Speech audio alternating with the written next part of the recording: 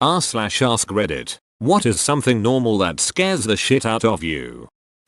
Unexpected knocking on my door. I have nothing to hide. All my bills are paid, but for some reason I get a mild panic attack when someone knocks.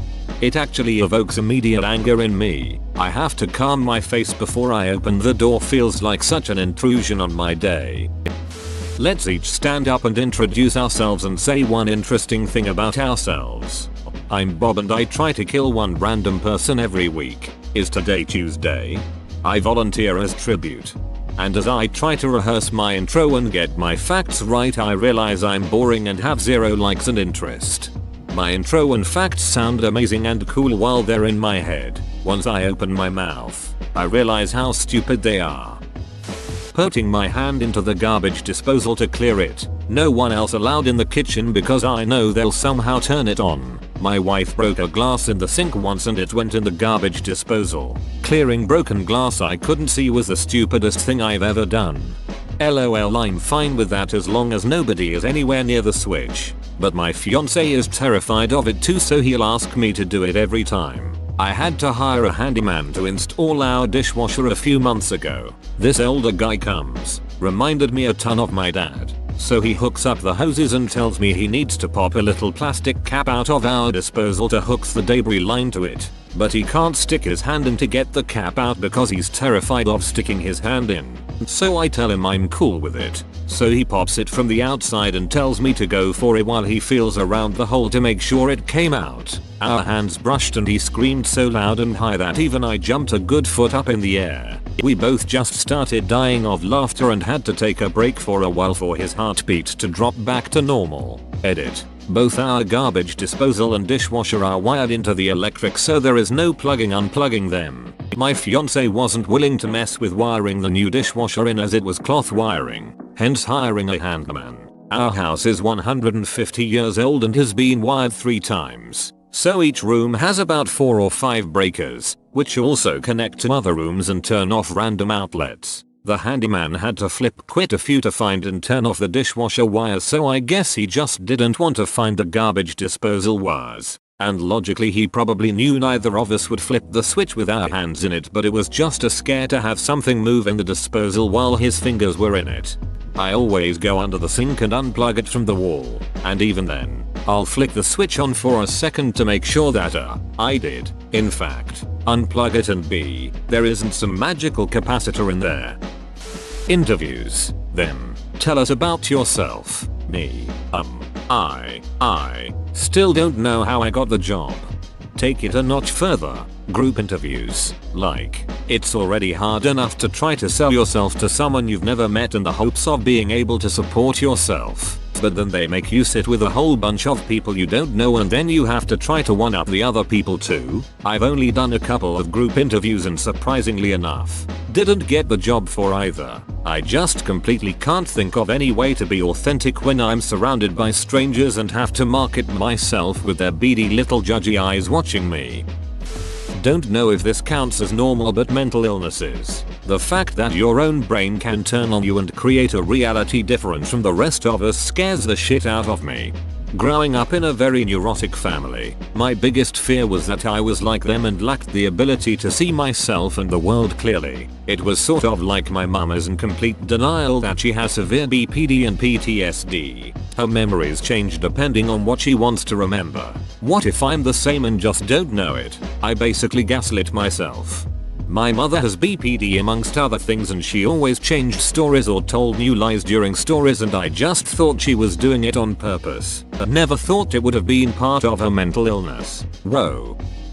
Aging. The thought of getting to a point where I won't be able to take care of myself anymore scares the living daylights out of me. I'm much less scared of dying than I am of outliving my ability to do anything. People think I am crazy when I tell them I don't want to live past 75.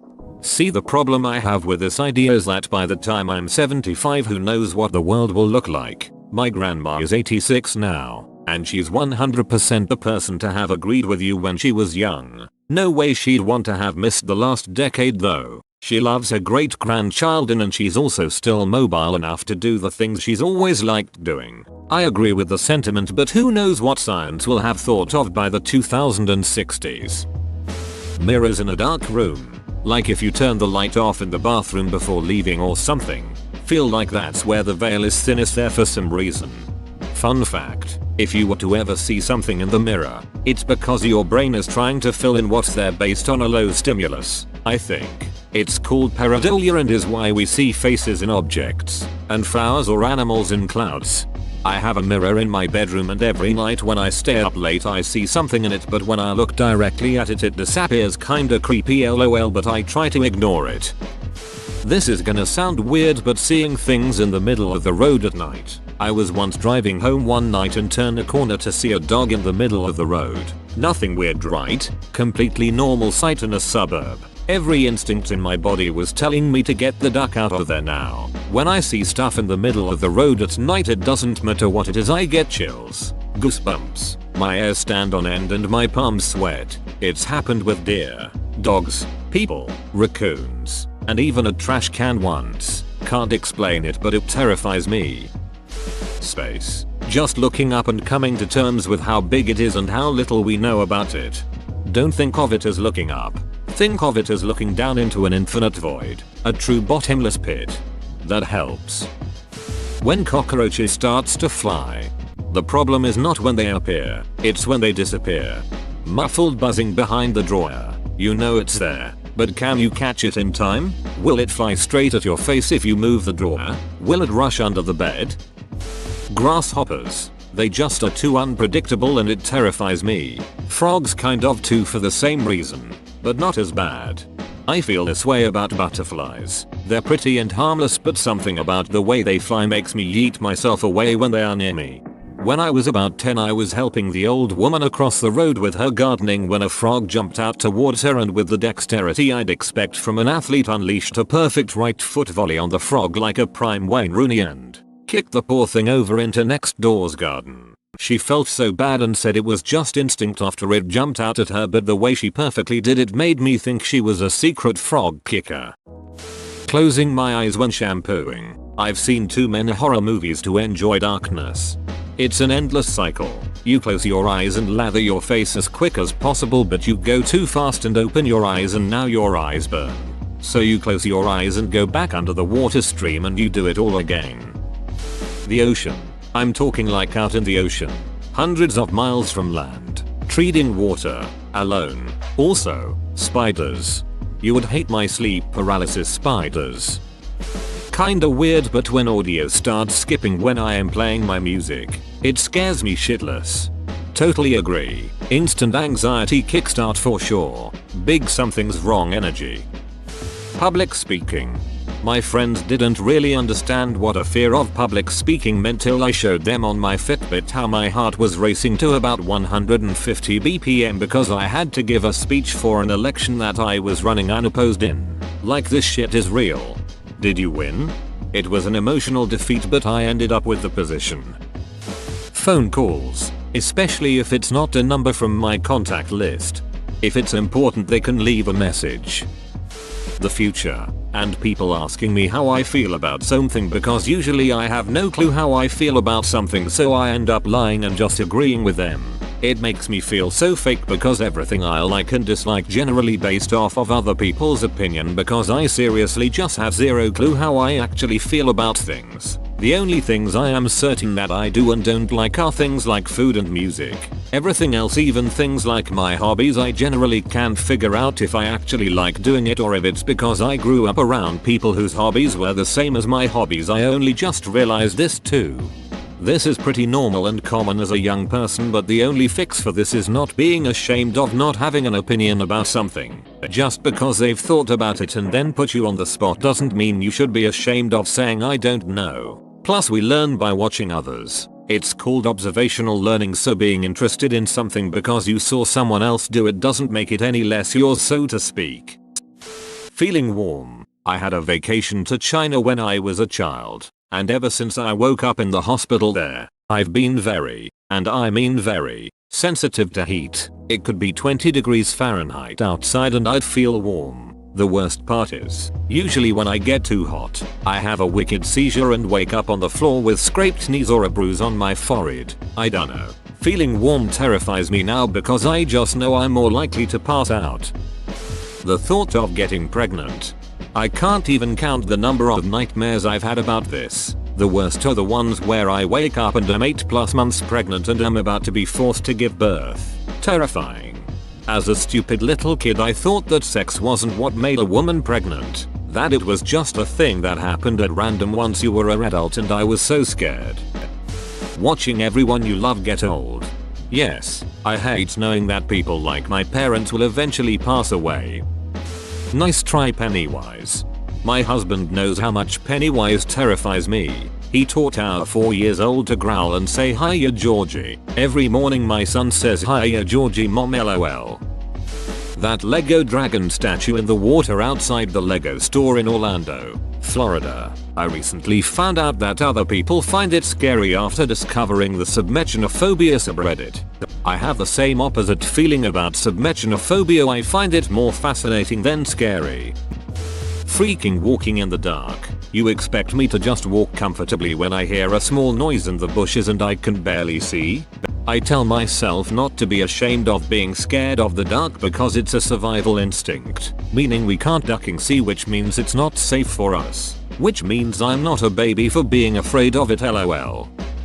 Eyes contact. I don't know why, but when someone looks directly in my eyes, I will feel very uncomfortable and nervous. My hands will begin to sweat a lot and my throat will feel like burning. My friends say that maybe it is because I am lying or have done something wrong, but it's not. When I talk to other people such as my teacher, friends, relatives, parents etc., I often look at another spot in their face like ears, noses, mouth, or else certainly not eyes. The same goes with when I practice public speaking or being awarded on the stage. I usually look at the ceiling or the clock or an empty space between audiences rather than their eyes. I think it may be because I am scared of being judged or being noticed too much, and I am trying to fix it so hard. A tip I've heard to avoid becoming anxious, self-conscious in our own head is just to pay attention to what the other people are doing even more. Usually we just overdo it in our own minds to an irrational level. Relationships. For me, it isn't the relationship itself. I love that shit. However, the fact that your soul can just fall out of love on a whim is what terrifies me. Had it happen once and I can't do it again, that little tiny chance, and one scenario, has me all ducked up. The corpses of big bugs and snails. I have a fear of killing big bugs because of how their corpse would look like. I once killed a fly and maggots started to crawl out of it. Since then I haven't killed a fly. Wouldn't have been maggots, probably a parasite, such as a nematode. Reincarnation. I worry that we have to keep doing this life over and over again until we learn some important lesson. My concern is that I'm a super slow learner and most people figured things out 1,000 years ago. All that is left now is a planet full of a-holes like me who just can't seem to get it right. We all just keep coming back over and over again on an 80-year cycle of failure.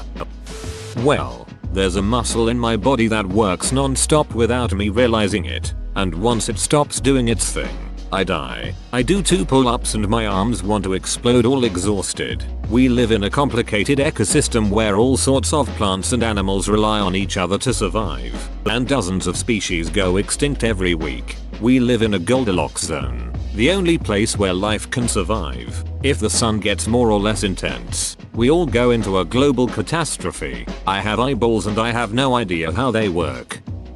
I have eyes, so the idea of going out to eat or eating in general with people frightens me, especially if it's breakfast or lunch. If I eat, even a little, of anything except the blandest foods, I will have to urgently run to the bathroom, possibly more than once. And it doesn't help that I'll be anxious about using the bathroom because I'm around people who will notice. And if I don't eat, people judge me for not eating, saying it's unhealthy, and then I have to explain my condition. In the end, I just do everything I can to avoid eating with people, which includes skipping any kind of invitations unless I have to, and then just eating some crackers or a small salad or something really light and bland. I'm sometimes okay with dinner, not always, but sometimes my body behaves better in the evening. I can also control it by drinking and getting tipsy, which usually turns off my anxiety, so I'll be less likely to have an emergency. Still, I avoid it as much as I can. Porcelain dolls. They creep me out so ducking much. I dated a girl that had a collection of them and I refused to be in the same room as those things because they creeped me out so much. When a kid eats a huge amount of food, even when his body is small. Whoa, you made it to the end? You're a ducking beast. I'll cut you a deal. Smash like and subscribe for more curated content, bruh. It's free and that's a great price.